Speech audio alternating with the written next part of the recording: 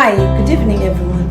I want to welcome you to Talk2Connect. This is a platform where we share our stories, our success, and we help each other to achieve the best in life.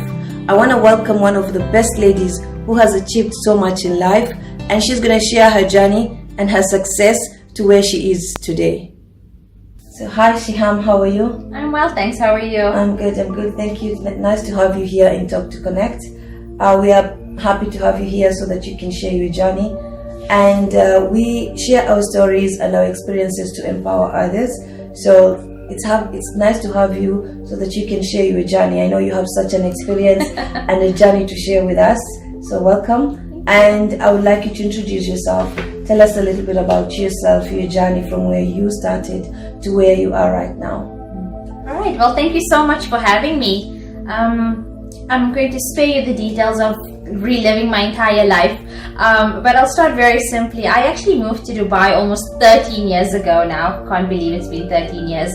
I had an opportunity to come to Dubai as a lifeguard, which doesn't seem strange, but actually before that I was working as a high school teacher. So I actually quit my job at a local high school, and I came to Dubai to work at a water park as a lifeguard. Fast forward a couple of years, I was introduced to training and development, absolutely fell in love with it, and today I'm working in training and development, also as a life coach, NLP practitioner, and just fulfilling my dreams. Okay, so that's amazing, Shiham. Okay, Shiham, so tell us where you are from originally. Where are you from originally?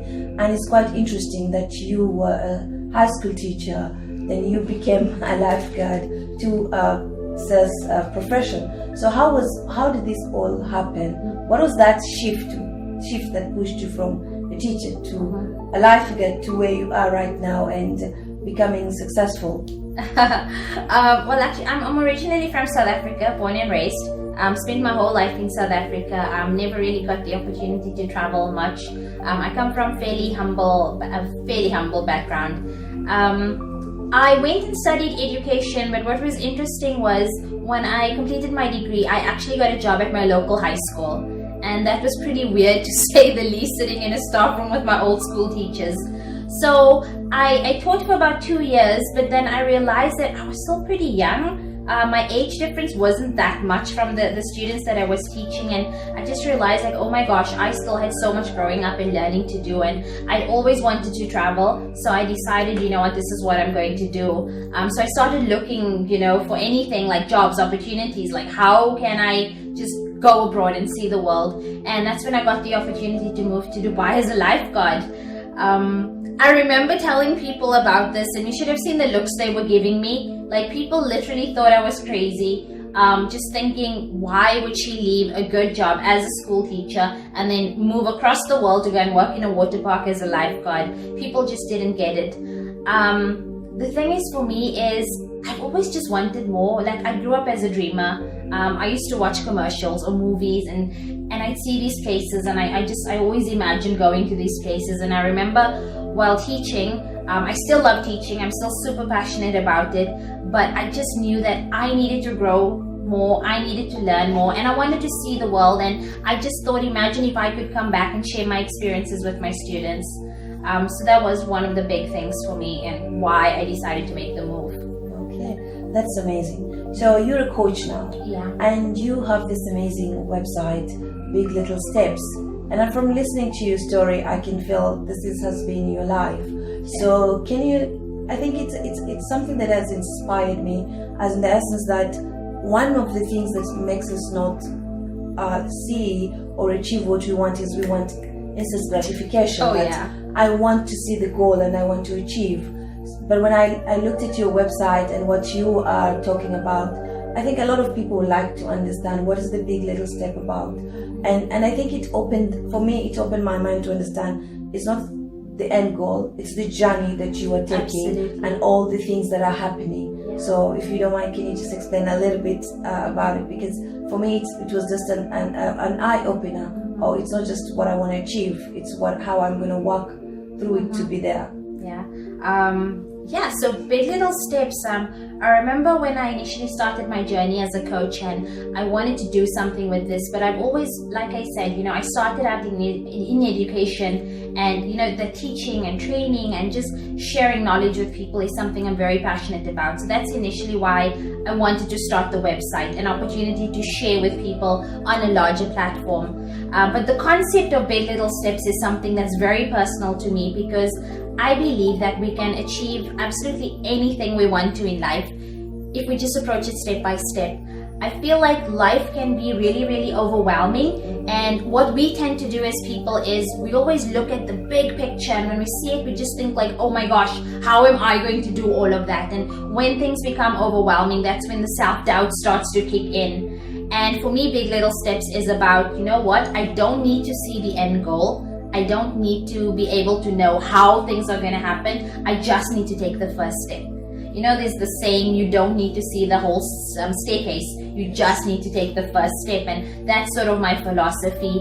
So for me, moving to Dubai, I didn't know. I wanted to travel the world. Had no idea how that was going to happen. But I started looking. Opportunities came and I started applying. And for me, those were the little steps.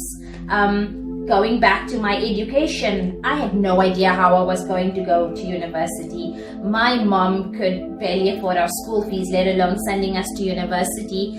But I knew I was going, and I made it happen. And for me, the little steps was whether it was doing my research or talking to people, or actually going to the university and asking questions, talking to other people. It was all just little steps, and that's what big little steps is all about. Because I believe even the smallest step that we can take can have a huge impact on my life. For me, moving here to Dubai, to the UAE, it was a pretty big step, but it took a lot of little steps to even get to that point, and it's just had a profound impact on my life and who I am and where I am today. Okay, that's amazing. So I can hear that you're someone who's very persistent, very consistent of what. So this has to be something that is driving you. Because I believe for you to make it, for you to be where you want to be in life, for you to make a change, you have to have something that's driving you. So what is that drive? What is that drive? That's one thing that just drives Shiham to become a coach, or to want to become a life giver and change her life to something else. Yeah. It started when I was pretty young, to be honest.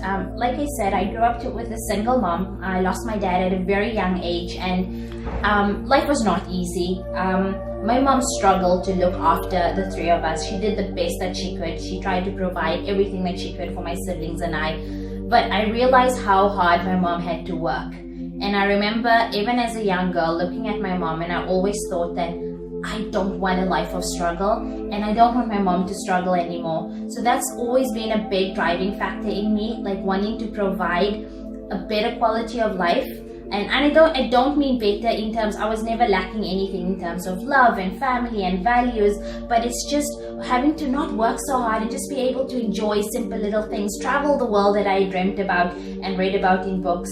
And for me, I just wanted my mom to have a break, so that was a big thing that drove me. And in addition to that, I've always felt that I had more potential in me, like I could do more, I could be more, I could achieve more, and that is something that continuously and consistently drives me. A lot of people see this as a weakness rather than a strength, which is I'm a huge perfectionist, and it can go either ways, in a positive or a negative way, but I take that as a strength in terms of I'm always trying to do better and be better than myself. I don't compare myself to anybody else, but it's always about trying to be better than I was the day before, and a better version of myself. So I'm continuously learning, continuously growing, continuously adding more skills, and just spending time with people that I can learn from. So that's a big thing for me, a big driving factor, to just always that hunger for learning and wanting more out of life. Okay, so I know for every success that we go through, there has to be failures, and a lot of us are scared. What if I fail? What if I take this step and I don't make it? What if I'm not good enough? But I think from what he's saying and from your journey and what I've read in your website and all these things, you're someone who's always pushing yourself, and I think you've had setbacks. Yeah. So what advice can you give to someone who says, if I change my life right now, I'm gonna fail and I don't want to fail, what can you advise someone who feels like scared, who has fear or doubt of failure? Well, the first thing I will say is that I am not without fear. And I actually think that fear is a good thing in a way, but we should not allow fear to control ourselves. So don't get me wrong, taking a decision to move across the world, someone who's never really been abroad, who's never lived away from home before, coming here was a huge decision, and absolutely there was fear over there. But we've got to be able to move past the fear. One thing that I honestly believe is I would rather live my life with a little bit of fear than living with a great deal of regret. And I feel like if we don't take the steps and we don't take those actions, that's what's going to happen. We're always going to wonder what could have been, what if. For me coming here, I had a job. I was working as a teacher. I was getting a salary. I was doing what I studied to do. And then coming here as a lifeguard was something completely different. I had no idea. I'd always lived at home with my family, and suddenly I was moving across the world on my own. It was a massive step that I took, but I knew that the things that were driving me were bigger than the fear. So my message, I suppose, to people would be is do not let the fear control you. I would always start by asking yourself, what is the worst that could possibly happen? Look at that, and then when we answer that question, 9 times out of 10 we realize that it's actually not that bad, and even the bad things, there's always a solution. So if that's going to happen, what can I do? So let's say I moved across the world and things didn't work out. What's the worst that could happen? I move back home, I find another teaching job, and I go about with my life. So I'm amazed with the things that you do. So you are now becoming an author and sharing your story to people. So there's someone there who wants to start something new, and she feels, hey, I don't know how to do it. Yeah. I'm not. How am I gonna handle trying to do something new? So how can you tell someone? Because even if you say you have to handle fear, but there's that oh, I'm gonna start something new. Yeah. So now you're starting a new journey again for being an author. And if you tell us a little bit about your book and what it's all about, I think there is something that you do that helps you say, oh, even if I fail, but I've tried. So what is that thing that really puts you there? And you say, hey, I'm gonna be an author. I've been a lifeguard. Well, now it's time for Shiham to become an author. Yeah. I would say it comes back to big little steps again. It might sound like I'm repeating myself, but this is really my philosophy in life. Even when you have that fear, right? I'm not saying to anybody out there that, oh my gosh, quit your job and move across the world. That's definitely not what I'm saying, unless that's what you really want to do. But take the little steps, and if having more information is going to soothe you, then do that. Whatever it is, take little steps and little actions that can help you get more comfortable with the decision that you want to make. With regards to becoming an author, I remember as a little girl, I was so into fantasy books. I was a huge fan of the writer Enid Blyton back then, and she'd have these amazing books that would transport you into another world. So I would take my little books and I'd be sitting there as a little girl, and I would write my stories, and I imagined having a book like one of those. As we grow up, again, like you said, the fear settles in, the doubt settles in, and you think, oh my gosh, there's no way I could write something like that. So you sort of put your dreams aside. But just recently, or a couple of months ago, a friend approached me and said, look, there's a group of coaches in Dubai. We're all getting together and we're going to do a compilation book where we're going to share our stories and our life experiences, and hopefully impart some hope and inspiration to people out there. And I thought, wow, what a great opportunity, because I used to have this dream of writing as a little girl, never knew what I would write about, and now here's an opportunity, and I get to write about a topic that I know. I get to write about myself and my life. So the book is really just a compilation of short stories where us coaches share our journeys of transformation, where we started out in our lives and where we are today. And it's really just a beautiful book of hope and inspiration and love, and it shares the message that anything's possible. And in addition to that, I honestly believe everybody has a story. It doesn't matter where we come from, where we are in our lives today, who we are. We all have a story, meaning a journey. some obstacles that we've overcome in our life, and this book is just a beautiful compilation of different people's journeys and stories, how they've done that. So I'm super excited about the book, which will be coming out soon, and I really hope that the message comes across to people out there. Wow, that's amazing. You know, what I'm thinking is this platform, Talk2Connect, is we are making the same. Share a story and inspire someone. And a lot of people will think, okay, your story is different from mine, but there's someone who shares the same thing as you. Oh yeah. And everybody's a hero. And for me, in this platform, we're not looking for someone who's having a 6-figure account. Your story, your success is where you are right now from where you came from. And there's someone who's confused and feels like, oh, I cannot be any different from what I am right now. Yeah. So our story is a powerful way of empowering people, and that it's an amazing thing that you're doing. And I hope a lot of people will share their stories, because this is where we connect and tell each other our dreams and where we want to be. So you're coming from Africa, and I come from Kenya, coming from South Africa. We come from this dream, and I think even with you, when you're growing, you've always been told, this is not a place where you can make your life. Right. You need to go out. You need to go out because there's opportunities there. And while you work and you keep on going back home, you find you somehow struggle like people back home, and somehow you find some people also are very successful back home than you. And the question comes to your mind, okay, what am I doing wrong?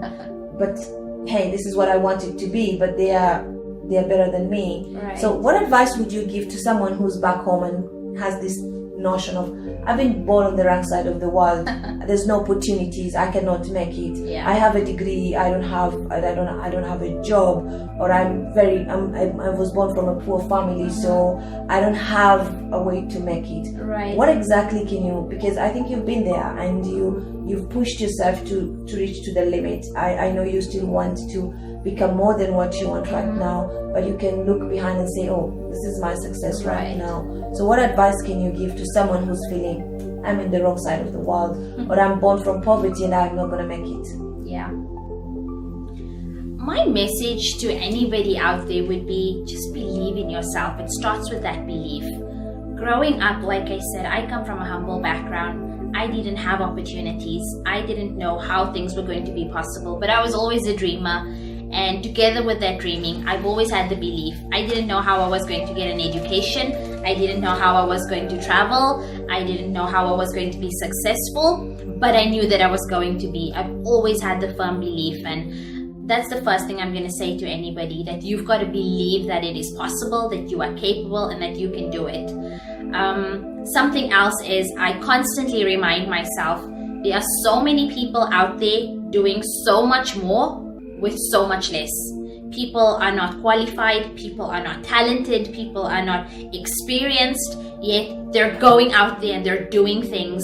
So when you're sitting at the back and you're sitting at home and you're thinking, oh my gosh, you know, I've studied, I'm sitting over here, there is no future, there is no opportunity for me, think about these people and think about how they've made it possible.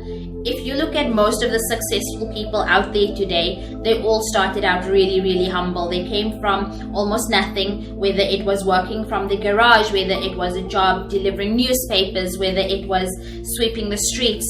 They were able to overcome those odds. Anything is possible if you believe. So I think we've just got to remind ourselves that we can do. And in order to do that, again, I'm going to come back and say that we've just got to be willing to take that first step. For me, it's not about, again, looking at the whole picture, because that's when it becomes really daunting. It's about taking the first step and doing what you can. For me, coming over here as a lifeguard, it's definitely not what I had envisioned for my life. I had a degree in education. I thought my life was set out. I was going to be a school teacher. And then I came over here and it was not the ideal career. Like I said, people looked at me, people questioned, people thought, what was wrong with her? What is she doing? But for me, it wasn't about what people said. And I also want to urge you that don't think about what others are going to think about you. Don't worry about what other people are going to say. You are not living your life for anybody but you. You've got to believe in yourself and then be willing to take the necessary steps and actions that are going to get you the results that you want. So for me, starting out as a lifeguard in a foreign country was a step. it was a door opening to what I wanted to do, to where I wanted to be. And today I am so grateful and I'm so blessed for the life that I live. I've traveled to several countries around the world. I get to look after my family. I get to support my mom in a way that I've always wanted to. I'm pursuing my dreams. I'm working in a career and a field that I absolutely love. I get to spend time doing the things that I love and I'm passionate about. And my final part is that you don't necessarily have to leave home to achieve these things. You can get all of these things at home. It's just about you looking at what you really want to do and deciding how am I going to do that. A friend of mine once told me, and he's actually now got his own business, which he's the owner of and CEO of, and he said to me, I couldn't find the job of my dreams, so I created it. And that really sparked something for me, and it really made me think like, oh my gosh, look what he's doing. And that's what made me embark on my journey, whether it was from school teacher to lifeguard to training and development to today as an NLP practitioner and coach. I just decided what I wanted to do. I did my research and I took the first step to make it happen. And that's what you need to do. Wow, that was amazing, Shiham, and I think it's the best advice someone can get. I believe we've got so much from Shiham. We need to believe in ourselves. You need to live with your dreams. Don't let anybody break your dreams. You're the driver of your life. You need to start somewhere, and that's a very important point that she shared. It doesn't matter whether you have a degree or what you have. You just have to know, I have to start somewhere to make my dream. I have to be someone who I want to be. And that was an amazing advice for a lot of people. I know there's a lot of women and youth out there who wants to grow and achieve. And I want to thank you so much for joining us, and thank you for your advice. And I believe we all have our dreams. Thank you, Shiham. It was a pleasure being here, and I really encourage everyone to come forward and share your stories. You never know who it might inspire.